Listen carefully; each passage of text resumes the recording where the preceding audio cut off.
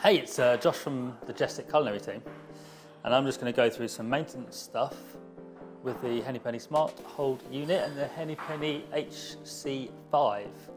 So just some tips and tricks on ways you guys can maintain your oven and clean it so it works at its best.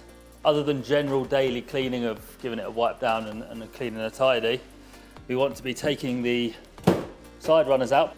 They just lift up into the unit and then we can pull them out at the angle, give them a little wiggle, and our shelves can come out so we can give those a good clean. You can do that on both sides.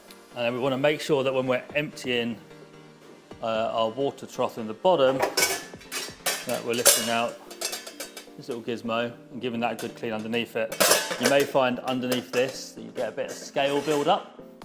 So in the base of this, we can see in ours there, we've got a little bit of scale.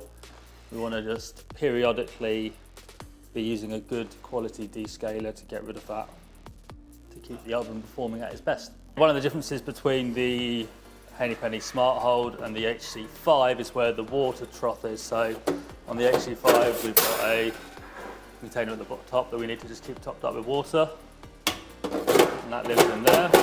Other things that are important, the seal around the edge. You're going to get bits of debris falling in between the actual gasket there. So getting in there with a wet cloth, a damp cloth, we don't use anything too aggressive on it so that we end up damaging it, but going around the edge of that and giving it a good tidy up will help keep the life of that extended.